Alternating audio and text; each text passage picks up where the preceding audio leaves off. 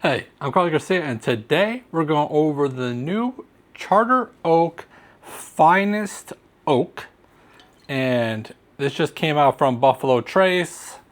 And lucky for me, I kind of found this on a shelf in Rhode Island. Just randomly went into a store. Most of the prices were secondary, and this happened to be on the shelf for 80 bucks, which is apparently the actual price for this. And some stuff I found online about it. It's aged 10 to 12 years. It is 95 proof, which is right on the label for me. It's supposedly mash bill number 1 from Buffalo Trace. And the whole thing with the Finest Oak is just from the Canton Cooperage. And I was trying to find out if maybe I was going to compare this to other whiskeys that I might have that also were finished in Canton Cooperage barrels, aged in them, not finished necessarily. But I couldn't really think or find anything too much information online.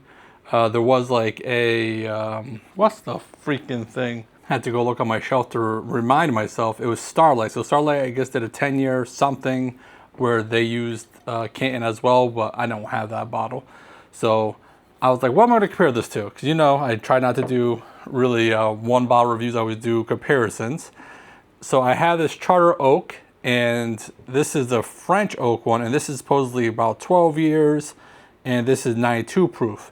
And this was actually a little bit cheap. It was around $70.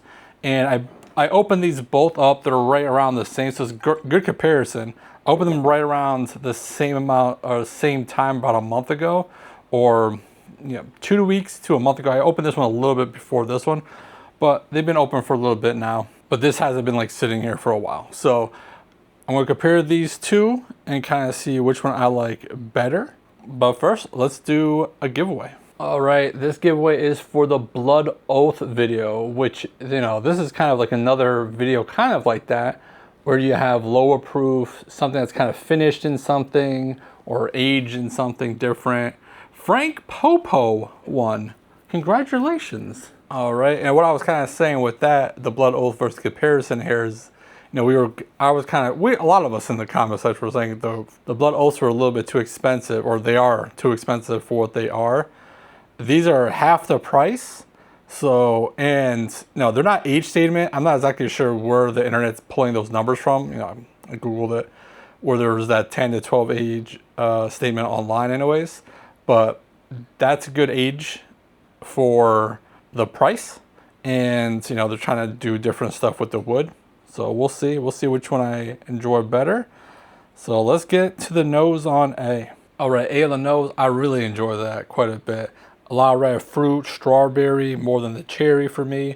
Oak, there was some sourness there, but not in the worst way. I have been getting a lot of sourness lately, which is very strange. Sweet, very, very bright, a nice woody note. So overall, pretty good nose. So let's go to B. All right, for me, the nose goes to A. B was just too hard for me to pick out notes, and it just wasn't, it was, what did I write? Not as intense, but lighter. Just the intensity was much lighter. But the actual profile on it was darker. Makes sense?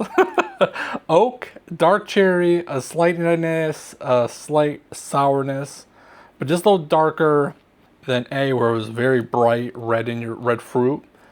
B was just a little bit darker, but not intense. It was difficult to pick up notes and some sourness there. So I definitely give the nose to A. So let's go to the palate. All right, A, kind of one of these pours that's kind of a little bit good and bad.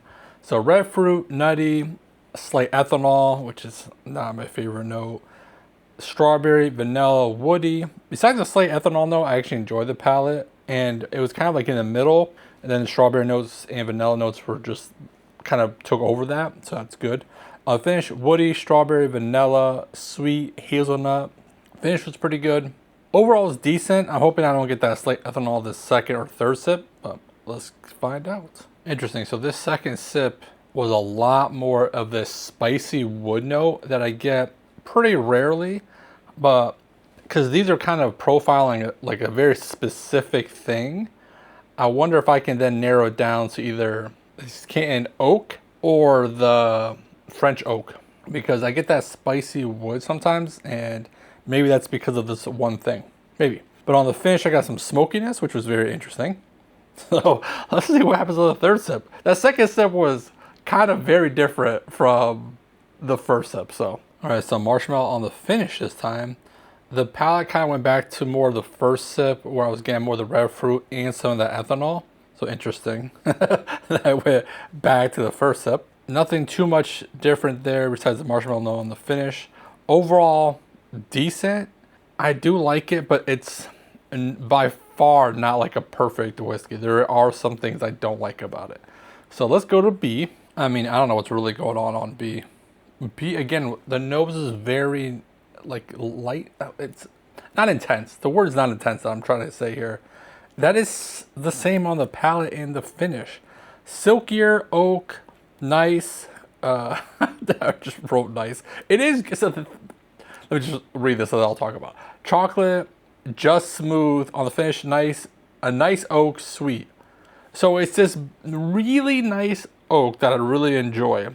But I'm not getting much outside of that. It's very confusing to me that it could be just like such a one-noter. But it's good. That one note is good. It's like a sweet, nice oak. It's a little bit darker. It doesn't taste youthful to me. It's just very smooth. And I know, like, people are supposed to say smooth, but that's to me what it is. It's just like this one kind of note, smooth, nice oak. But let's go to the second sip. More of the same, but there is a couple more notes here. So I got some slight dark fruit on the palate, and on the finish, a more toasty vibe with cherry, almost to that chloroseptic cherry. Now, I know I've been saying that kind of a lot lately, but it almost went there, but not that far, but a nice cherry note. Again, overall, it's not like a bunch of notes or anything, but it's decent. It's definitely like a big one note of this oak note that I enjoy. So there's that, I guess. Third sip, nothing new. I don't know if I like that one better. This is my debate in my head while I was drinking that third sip is, do I like it better than A? Because I enjoy everything I'm getting on B, and A was kind of a little bit of a mixed bag. But I just feel like B's not giving me enough things for me to enjoy it more. But we'll A-B this and kind of find out together. This is like a good like comparison. That's kind of why I put this video together, is, you know, basically the same whiskey, two different types of barrels, and kind of see which barrel type you like better. So I like those kind of like experiments. So let's see, we're gonna drink. So I'm gonna probably leave this in and we'll see what happens. Usually when it's two bottles, which I don't do that much, but when I do 2 bottles, I kind of leave all this extra stuff in that I usually don't with the 4-way blinds. So I'll go to B after some water. Second sip. I mean, I'm reading the notes. I kind of wrote these notes already, but that silkiness, the mouthfeel is amazing. And there's a nice amount of sweetness, which apparently I did not write. But I wrote sweet chocolate. I did write chocolate before. But this nice sweet chocolate. The mouthfeel is really good. It's very, I do like it. It's just not very intense. It's just a good, smooth pour. Okay, let's go drink some water and go to A. All right, 2 sips after water. It's a lot of the same thing I was getting before. That spicy wood note. Very interesting, because I 100% think this is whatever oak thing it is. I think that's what's imparting to this whiskey. It's bourbon. They're both bourbon, right? Yes. And there is kind of, again, it's still a little bit of a mixed bag. So let's go back and forth. All right, let's find out what won. All right, so I found out what they were. So we just had the French oak in my Whiskey Cigar Club. It was the first glass in it. So if you didn't watch that video, it's a video I did a couple videos ago. It's a video way too many times. And the reason we opened it up, this bottle anyways, it was to compare it to this new Finest Oak. And I wanted to still let them try it. So people did get to try the Finest Oak that day if they wanted to. And I compared them, I think that day. I don't remember what I thought about it. But today, I do like the Finest Oak a good amount more.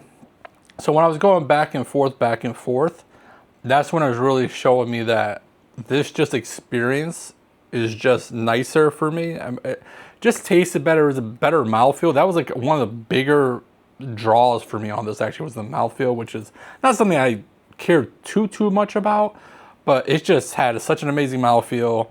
It tasted really good. There was nothing off-putting about it at all, where the French oak one did have a little bit of some ethanol notes, but mainly I think that spicy wood note. Now I have to compare this to other French oaks to kind of see if that spicy wood note is what I get on all French oaks, because I definitely got that before. And as far as I know, I've never had this Canton oak before, but I've definitely had French oak bourbon and ryes and scotches and stuff like that before.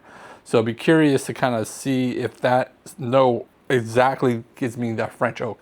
Because, you know, when people give me blinds, I like to have a good guess. And if that one note kind of indicates something for me, you know, that's something I need my brain to understand. But I really do like this Canton one, this Finest Oak.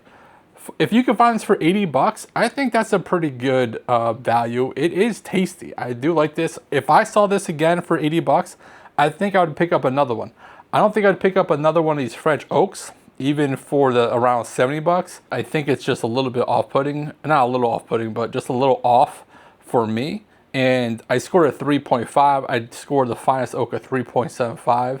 So a little bit of a margin there. I did love this all day in the Whiskey Cigar Club. I scored a 3.7. So it did drop a little bit more today.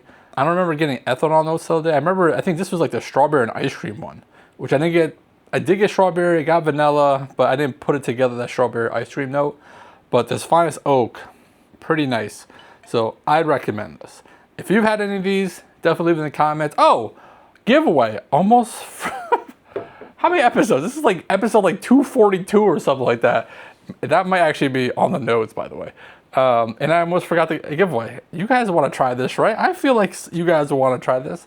If you want 2-ounce samples of both of these, like the video, subscribe to the channel, and comment with COFO, because they're both Charter Oaks and they're both FOs, Finest Oak or French Oak. Come out, find out. I don't know what I just created right there.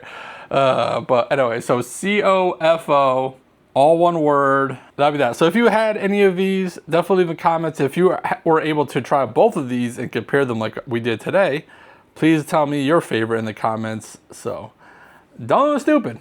And if you do, don't get caught. Bye.